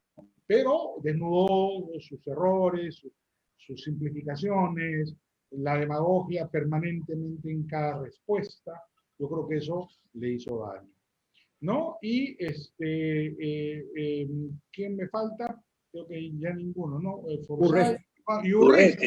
Urresti trató de ser el viejo Urresti, ¿no? El Urresti que era simpático, el Urresti de la campaña. Mucha gente pensó que Urresti podía ser una sorpresa. Ese Urresti desapareció y reapareció en el debate. Yo no sé si le va a funcionar. Creo que ya es muy tarde para que le funcione y no creo que le dé para mucho ya. Esto lo debió haber hecho en enero, no en marzo. Pues ya ahora Urresti no creo que por ese mecanismo, con ese estilacho, vaya a conseguir muchos votos. Yo quiero agregar algo cortito, Pepe. Sí, claro, dale. Es el Canal 4, en la primera pregunta, cometió un error tremendo, porque los medios tienen que educar. Y la pregunta fue, ¿qué es mejor? ¿Hacer crecer la base tributaria para que el Estado tenga más recursos o crear nuevos impuestos? Y se olvidaron que lo que hay que hacer es hacer crecer la economía, porque solo del crecimiento de la economía se genera suficiente recaudación para hacer todo. Muy mala pregunta, gravísimo error. Lo critiqué a Mario Ivellini, que tuvo que leerla, ¿no? Lo critiqué en el tweet, ¿no? Pero un medio de comunicación no puede cometer un error tan grande. Eso muestra, pues, el nivel de nuestros medios hoy día. Bueno, ayer en lo de CADE, lo de IPAE, unos comentarios de este chico Diego Macera, que me parece un señor bien preparado, ¿no? Económicamente hablando. Uno de los comentarios era de que dentro del famoso debate del que estamos hablando ahora, se propusieron una serie de propuestas económicas sin ningún conocimiento ni ninguna explicación de cómo iban a financiar esas propuestas inmensas económicas, con la finalidad de darle al país, en general al pueblo, todas las facilidades económicas posibles, no solamente en los términos de educación, salud, infraestructura, todo, pero nunca se tocó el tema, se me fue, ya, perdón, se me fue, nunca se tocó cómo se iban realmente a financiar y cómo se iba a conseguir los medios económicos para realizar todas esas propuestas. Entonces, lo que tú dices ahora es exactamente, estoy hablando con Pablo, ¿no? Lo que tú dices, Pablo, es exactamente y precisamente lo que mencionó ayer este chico. El tema es crecimiento económico. Y para poder financiar todo eso tienes que tener un crecimiento económico obvio y lógico. Y esa pregunta que hizo esta chica fue realmente deplorable porque no se entendió en absoluto. Pero en fin, solamente como comentario, ¿no? Lo que quisiera ahora regresar contigo, Pablo, para que hables un poco de la pregunta que tengo sobre el programa de Hernando de Soto. Y después te paso contigo, Enrique. Esta es la penúltima pregunta. Bueno, mira, Hernando de Soto le da mucha importancia a una transformación del tema de la propiedad. O sea, él cree que con el tema de la propiedad se van a resolver todos los problemas del Perú. Y en el caso de los recursos naturales, ¿no? Tiene una propuesta que es absolutamente impráctica, ¿no? Transformar violentamente la propiedad del subsuelo en propiedad de los propietarios del suelo para que se inscriban en las bolsas y en los espacios de inversión en el exterior y tengan un valor que mágicamente, con unas cifras gigantes, nos van a sacar a todos de la pobreza, ¿no? Entonces, lamentablemente, le da mucho énfasis a eso. Sus otras ideas, sus otros conceptos son serios, son buenos, pero creo que tiene que bajar el peso a estas propuestas que, para empezar, paralizarían completamente la inversión otra vez, ¿no? Él dice, por ejemplo, que ir a una constituyente o una constitución nueva paralizaría la inversión por 4 años. Ha sido muy crítico de eso y lo ha dicho muy claro.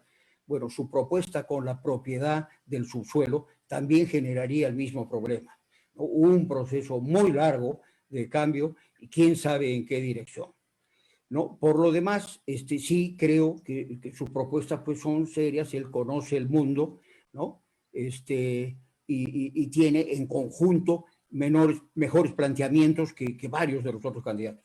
¿Crees que son las mejores? En otros aspectos, sí, claramente. Enrique. Bueno, mira, yo quisiera expresarte mi escepticismo acerca de la importancia de los planes de gobierno en las campañas políticas. Para mí, nadie vota por los planes de gobierno. Hay alguna gente que se ha preocupado mucho por hacer buenos planes de gobierno. No he leído el plan de Hernando, pero por ejemplo he visto de cerca el proceso de gestación del plan de gobierno de César Acuña y a mucha gente lo puede sorprender, pero dirigido por Daniel Córdoba junto a un equipo de gente muy importante y han hecho un plan de gobierno bastante detallado y serio. Estoy seguro que no lo ha leído nadie fuera de los autores de ese mismo plan. Lo mismo pasa con los otros partidos. Hacen un plan de gobierno que básicamente es para cumplir un requisito de la ley, pero las campañas no giran en torno a planes de gobierno. Inclusive hay en algunos casos en que ni siquiera se mencionan los planes de gobierno, que son 3 o 4 eslogan, 3 o 4 ideas fuerza, que tienen poca relación con los planes de gobierno y que posteriormente no se utilizan en el gobierno, porque nadie gobierna con sus planes de gobierno. Quiero poner como ejemplo y recordarlo, el caso de Fujimori, ¿no? En Fredemo estábamos juntos, Pablo, y algunos de los que veo por acá, de grandes amigos, Miguel de Alvear, por ahí lo vi, alguien más que está en la sala junto con nosotros, hicimos un plan de gobierno genial. Perdimos, Y Fujimori hizo un plan de gobierno que era horroroso, una demagogia feísima.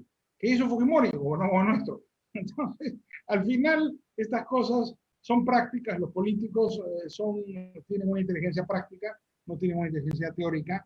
La discusión respecto de los planes de gobierno me parece que no es la discusión que te lleva a la selección del candidato. La selección es importante por las características propias del candidato y por la posición que ocupa, como te he dicho, dentro del mercado político, ¿no? Y no me parece que el debate vaya por el lado de los planos de gobierno. Entonces, para mí siempre han sido bastante secundarios. Yo toda la vida, cuando me hablan de los planes de gobierno, recuerdo el famoso incidente de Luis Alberto Sánchez con Alan García en la primera campaña de Alan García.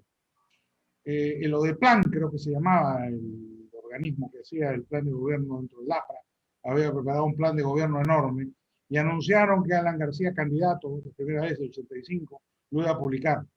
Y alguien dijo que lo iban a publicar en una tarde de una semana y resulta que el plan nunca se publicó. Y cuando le preguntaron a Luis Alberto Sánchez qué pasaba con el plan, dijo, le estoy corrigiendo el castellano, ¿no? Y claro, todo el mundo se mató de risa y le siguió corrigiendo el castellano a todo el gobierno de Alan García. Tal vez habría que hacer eso con los planes de gobierno, corregirles el castellano a todos y guardarlos en la mesa, porque en realidad lo que interesan no son los planes de gobierno a la hora de hacer la elección para un presidente, sino la capacidad, el liderazgo y las características personales. La gente vota por personas. Lamentablemente. Que no sirven para la elección, tienes razón, pero sí sirven para el gobierno, porque por lo menos los medios pueden contrastar las cosas que hacen en el Parlamento y en el Ejecutivo con lo que está en el papel y generar por lo menos un debate, ¿no? Una contraposición, un reclamo. En teoría, porque si te das cuenta, Pablo, ¿quién ha gobernado con su plan de gobierno? A ver, vayamos de atrás hacia adelante. Por eso bueno, pero mira, en el gobierno vayamos a la realidad, al ser, no al deber ser. En el gobierno de Pedro Pablo Kuczynski, bueno, no hubo gobierno, no hubo plan de gobierno, fue el caos. Vayamos al anterior. ¿Humala gobernó con su plan de gobierno? No, Humala se tiró a la derecha. ¿No es cierto? En el gobierno anterior, ¿García gobernó con su plan de gobierno? No, García era un candidato de derecha. En el gobierno anterior, Toledo ni siquiera tuvo plan de gobierno, gobernó Pedro Pablo Kuczynski, que estaba en el mejor momento de su vida. Entonces, los planes de gobierno son documentos secundarios. Yo sé que hay una especie de fetichismo que para la gente considera que es muy importante el plan de gobierno. Tal vez para una discusión de tipo académico vale la pena hablar del plan de gobierno, pero electoralmente el plan de gobierno es secundario, desde mi punto de vista. Yo pregunto...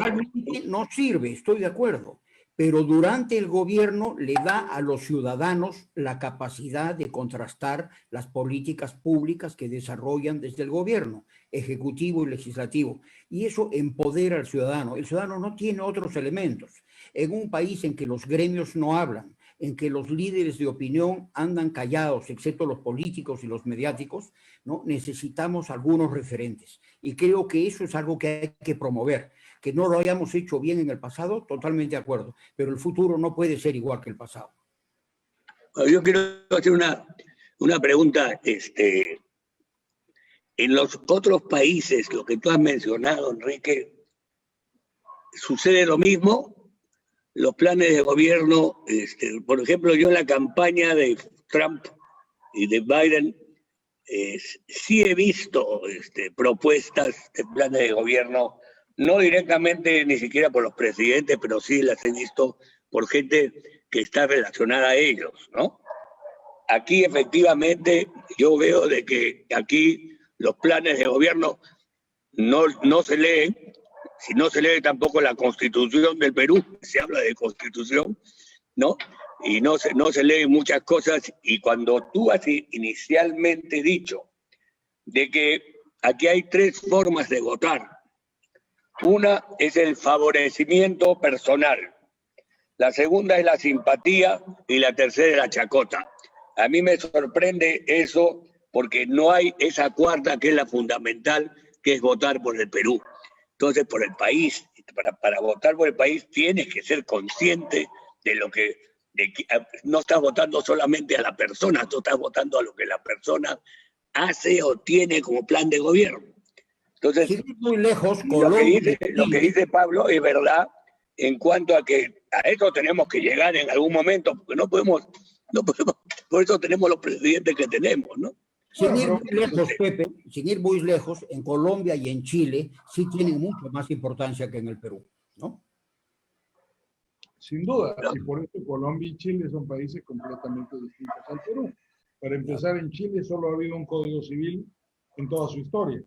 Nosotros hemos importantísimo. tenido 3 y 16 constituciones. Entonces son países completamente distintos, sin duda. Y para contestar a varios de los puntos, Pepe, en primer lugar, lo que pasa es que la gente siempre cree que vota por el Perú, ¿ah? Digamos, las consideraciones subjetivas son distintas de las fundamentaciones. Nadie te va a decir que está votando por este candidato porque cree que lo va a ayudar a conseguir trabajo. Todos te van a decir que votan por el Perú, porque la justificación es siempre la misma. Yo voté por el Perú, por eso voté por Alan García. Yo voté por el Perú, por eso voté por Humala. Pero en realidad las razones personales son básicamente diferentes de las justificaciones. Creo que en política no es buena política guiarse por el deber ser. El deber ser pertenece al mundo de la moral, al mundo de la filosofía, tal vez inclusive al de la teología. En política tenemos que llevarnos por el ser. Lo que mandan son los hechos, lo que manda es la realidad y las cosas tal como son. Si queremos hacer política en función del deber ser, convertimos la política en una religión y eso no funciona, porque simplemente no vamos a ir en contra de la naturaleza de las cosas. Entonces, por supuesto, hay políticos que son reformadores morales y pretenden la regeneración moral de un país, allá de la torre. Por eso nunca ganó una elección, ¿no? Porque confundía el deber ser con el ser, por supuesto. Yo me he leído todos los libros de Allá en la Torre, me parecen muy interesantes, prácticamente no coincido con ninguno de sus puntos de vista, he dado varias conferencias sobre el pensamiento de Allá en la Torre, invitado por los apristas, ¿ah? Y creo que fue un personaje fantástico dentro de la política peruana. Pero si tú quieres ganar, ¿no es cierto? Y si tú quieres ser un político exitoso, no te guías por el deber ser, te guías por el ser. Tienes que ver las cosas tal y como son, y organizar tu discurso tal y como es, y organizar tu actividad política tal y como es. El rey de esto fue Fujimori en su momento. Pagó caro su atrevimiento de desafiar a los llamados poderes fácticos.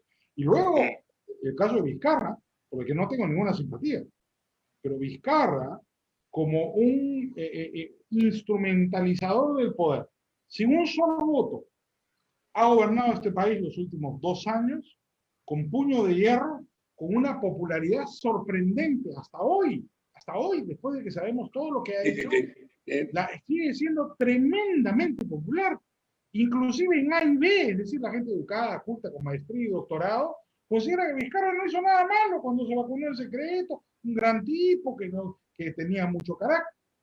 Y uno dice, ¿qué pasó? Claro, Vizcarra supo utilizar el poder, ¿no es cierto? Este tipo de político, que es muy eficiente, no significa que sea, por supuesto, el mejor ni el más atractivo, pero en política uno tiene que guiarse por el ser. Entonces, las campañas electorales que se manejan hoy día de manera totalmente moderna son campañas donde predomina el reconocimiento de la realidad.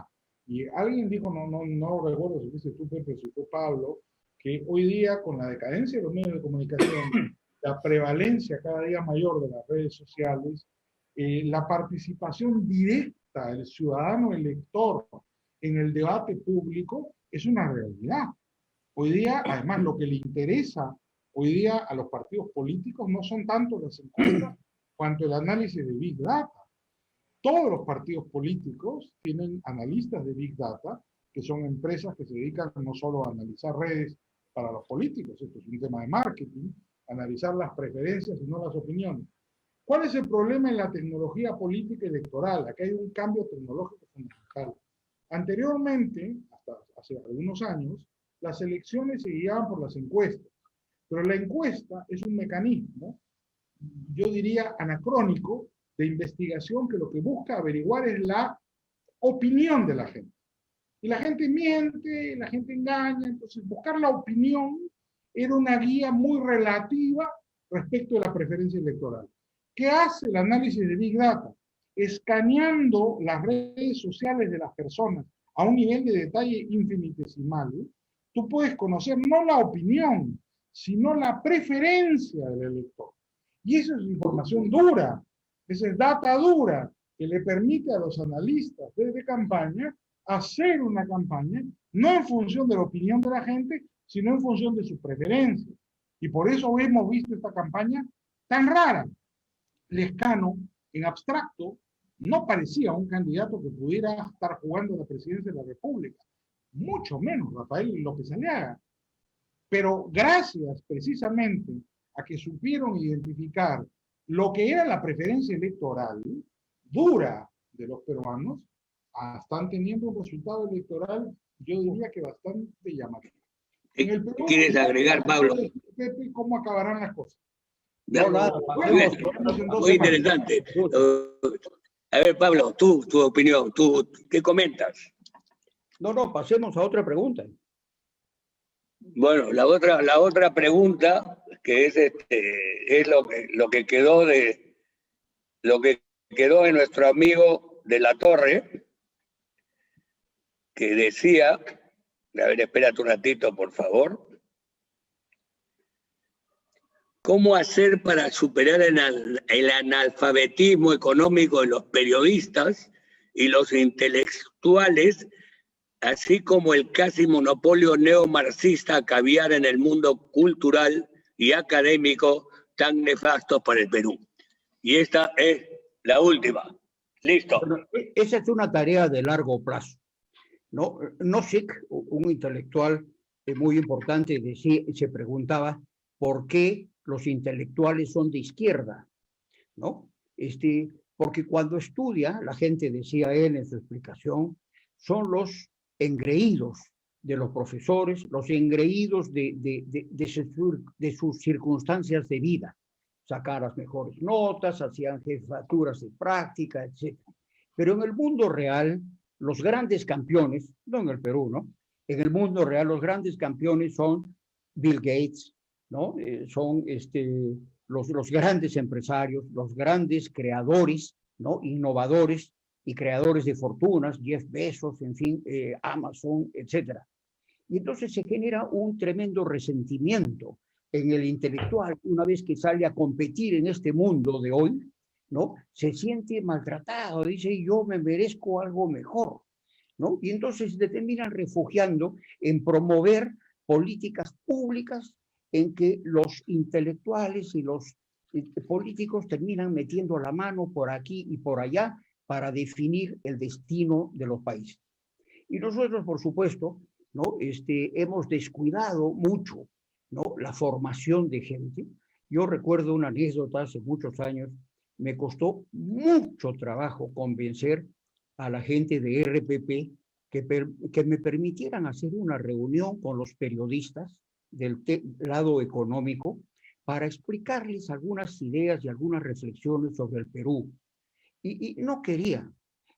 Y finalmente usaron un argumento y me dijeron, pero ¿y por qué te vamos a invitar a ti? No, le digo, inviten a todos, inviten a los rojos, inviten a los izquierdistas, inviten a quien quieran, pero permítanme a mí también conversar con ellos y plantearles ideas que no conocen. Lo logré hacer por una sola vez, ¿no? Yo creo que los dueños de los medios, los directores de los medios, tienen que hacer un tremendo esfuerzo de formación, ¿no?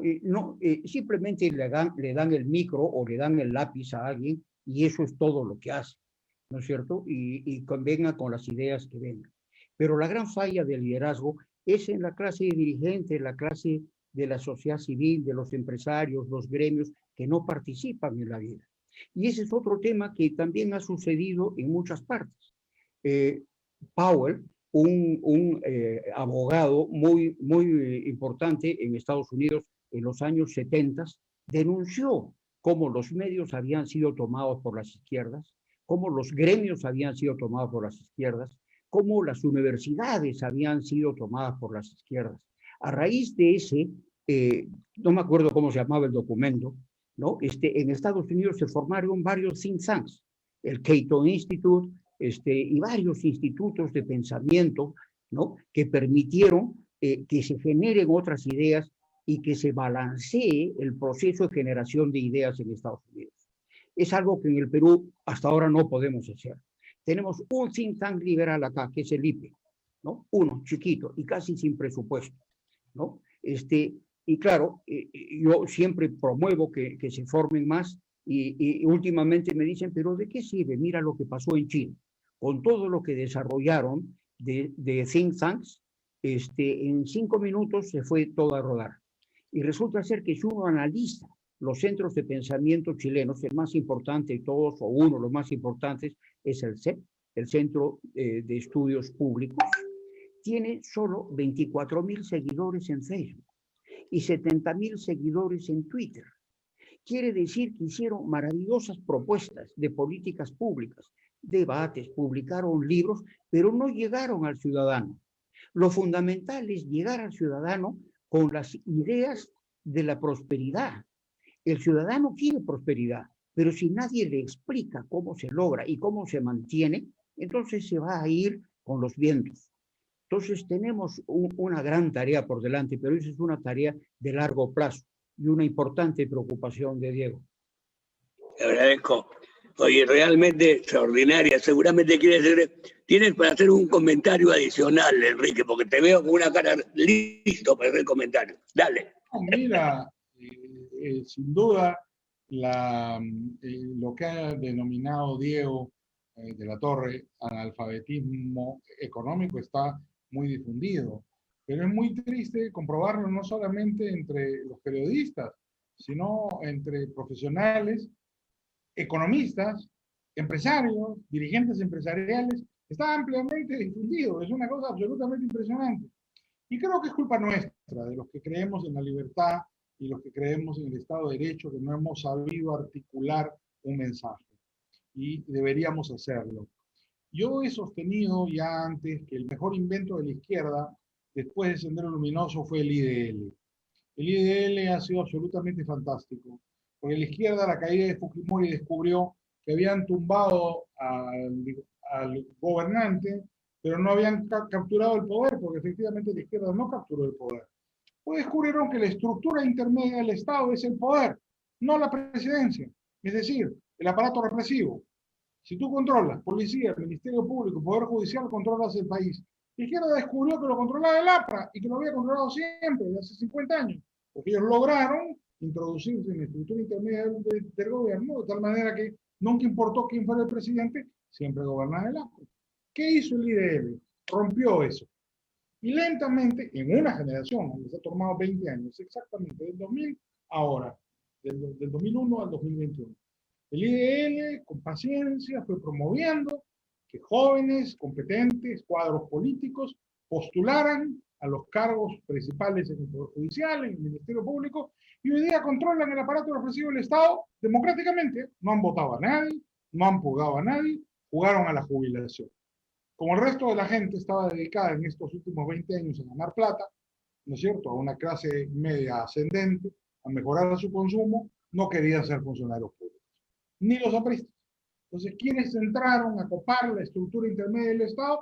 La izquierda, con cuadros políticos que no necesitan dirección. Y eso es lo fantástico. No hay una organización piramidal, es una organización reticular. Son cuadros políticos que actúan independientemente. No tienen necesidad de recibir instrucciones de un situation room. Las teorías conspirativas están equivocadas. No hay un tipo, ni un grupo en la embajada cubana, donde sea, que les dé órdenes a la izquierda peruana. No es necesario, porque son cuadros políticamente formados. Ahí Willy Koch, que lo veo ahí en el auditorio, que fue mi profesor, ¿no es cierto? Y es el culpable que yo hablo a cada rato de historia y de esas cosas, y mete temas que no son los míos. Sabe mucho de esto, porque él fue un militante de izquierda bastante importante en mi época, y discutimos mucho de esto precisamente. No, entonces es una fantástica organización, tenemos que reconocerlo. El IDL es una fantástica organización política que ha logrado democráticamente tomar el control de la sociedad peruana, utilizando con gran inteligencia y habilidad la información y logrando, fomentando, junto con otros grupos más de izquierda, que cuadros políticos debidamente formados entraran a copar la estructura intermedia del Estado. Enrique, Ahora Enrique. lo voy a ceder yo, ahí lo veo yo a Pablo listo para, ya, vamos, una más. Enrique, si a eso le sumas el crecimiento de la burocracia neta. ¿Qué es burocracia neta? No incluye maestros, fuerzas armadas, policiales, no incluye médicos, enfermeras, jueces, fiscales. Burocracia pura, administrativa pura. En los últimos 20 años ha crecido 20 veces. 20 veces. Y el crecimiento se ha acelerado sustancialmente desde el gobierno de Humala, ¿no? Y él ha metido gente que piensa igual que esta gente que el IDL ha promovido en estos estamentos de control del Estado, ¿no? Entonces hoy día tienes al sistema judicial, ¿no? Absolutamente manejado por gente de izquierda, ¿no? Pero tienes también la estructura del Estado en todos los ministerios y direcciones llenos de gente que no cree en la economía de mercado, que no cree en la empresa privada, que no cree en la inversión privada y está feliz de recibir su sueldito a fin de mes y no corre ningún riesgo ni siquiera en pandemia, ¿no? Entonces, esa es la tarea que tenemos por delante, es inmensa, es justamente la tarea que un país necesita para empezar un nuevo siglo de vida. Muy bien, una más, Enrique. Bueno, es absolutamente cierto lo que dice Pablo y coincido con él nuevamente. Hay situaciones que son completamente absurdas. No voy a mencionar nombres porque es de mi gremio, pero por ejemplo yo veo empresas muy importantes que son defendidas por abogados de izquierda que no creen en la empresa privada. Yo toda la vida le digo a los dueños o a mis amigos, le digo, oye, tú estás loco. Has nombrado como tu abogado a un tipo que no cree en ti. Te miran como si estuvieras hablando chino antiguo, ¿no? O nombra gente que cree en ti. Porque obviamente esa persona no te va a defender, pues te va a entregar, no te va a defender, ¿no? Entonces, esto sucede por todas partes. Ya me aburrí de decírselo a mis amigos empresarios, porque no escuchan. Y digo, entonces ya, haz lo que quieras. Anda vaca al campo y piérdete, ¿no es cierto? Si no tienes capacidad para darte cuenta que uno tiene que saber reconocer que estamos en una guerra permanente. Mira, Jefferson decía que el precio de la libertad es su eterna vigilancia. No podemos bajar las manos en ningún momento. Hay que hacer think tanks. Es verdad, en Chile no fue suficiente los think tanks para detener la ola izquierdista. No fue ni siquiera suficiente un presidente como Piñera, que es un hombre muy eficiente, muy inteligente, pero que nunca ha sido muy sólido en los principios. Él cede cuando tiene que ceder, porque es el típico político realista, pero ha llevado a Chile a la situación en la que se encuentra, amenazada su libertad nuevamente, pese a la prosperidad, porque es una paradoja. La batalla se libra en todos los terrenos. Yo termino con una brevísima historia, Pepe, que tal vez sea útil para todos nosotros. Uno, desde el punto más pequeño y más alejado de la política, puede defender ardiente, activa y fuertemente la libertad y tener una influencia enorme. Y es el caso de Estados Unidos. ¿Quién es el mayor defensor de la libertad en Estados Unidos? ¿Un político? ¿Un filósofo? ¿Una fundación? ¿Un think tank? No, una novelista, que ni siquiera es americana, una rusa, llamada Alice Rosenbaum, conocida en el mundo literario por su seudónimo Ayn Rand. Ayn Rand fue una novelista, ya murió hace años, que escribió la mayor parte de sus novelas en la década del 40 y del 50, era guionista de Hollywood, hizo algunas películas muy famosas, como Cary Grant, que tuvieron éxito en su época. Pero la maravilla de Ayn Rand es que logró escribir algunas novelas que son las más vendidas de Estados Unidos. Ustedes sabían, la principal novela de Ayn Rand se llama La Rebelión de Atlas, Atlas Shrugged. La Rebelión de Atlas es el segundo libro más vendido de Estados Unidos después de la Biblia, desde hace 50 años. Todos los jóvenes americanos y los adolescentes americanos leen ese libro. Porque La rebelión, ¿cómo se llama el libro? La Rebelión de Atlas. La Rebelión de Atlas. Es un canto al espíritu de la libertad. No es un libro político, es simplemente un libro romántico. Ayn Rand ha hecho más por la libertad que todos los premios Nobel, que todos los millonarios y que todos los intelectuales de Estados Unidos, escribiendo novelas. Con un poema, con una canción o con una novela, podemos luchar por la libertad tan fuertemente como un partido político. Por eso no hay que perder la fe y seguir luchando en este país hermoso y milenario. Muy bien, ¿eh? Hay una frase que has dicho que la voy a, la voy no solamente a ponerla acá, sino la voy a trasladar. El precio de la libertad es su eterna vigilancia. ¿Es así? Thomas Jefferson. No es mía, es de Thomas Jefferson. Sí, buenísimo.